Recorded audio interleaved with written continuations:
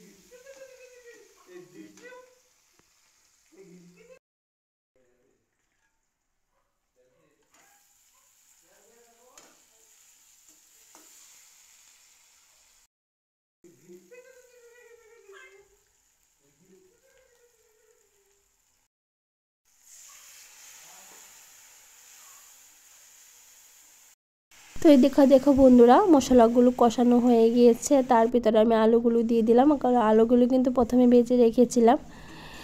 তো এই দিয়ে তারপর ভালো করে নাড়াচাড়া করে তারপর ঝোল দিয়ে দেব। আর আজকে কিন্তু রান্না করছি পমলেট মাছ। আমাদের এখানে বলা হয় পমলেট। তোমাদের এখানে কি বলে মাছটাকে অবশ্যই কমেন্টে জানাবে।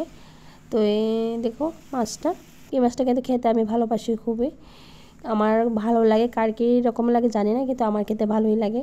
তো চলো মাছের ঝোলটা একটু সিদ্ধ হয়ে গিয়েছে, মাছগুলি দিয়ে দেবো। আর আমরা ঘরে যেহেতু 3জন মানুষ আছি, 3টা মাছ দিয়ে দিলেই হবে। তো আর বাকিগুলি রেখে দেবো, কালকে রান্না করব।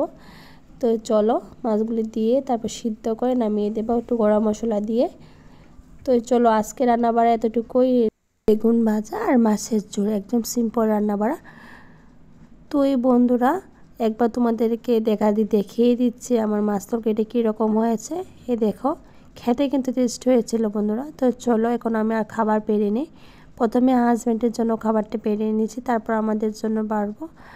তো চলো আজকে ব্লগটা কীরকম হয়েছে অবশ্যই তোমরা কমেন্টে জানাবে। ভালো লাগলে লাইক এবং শেয়ার করে পাশে থাকবে। তো চলো টাটা।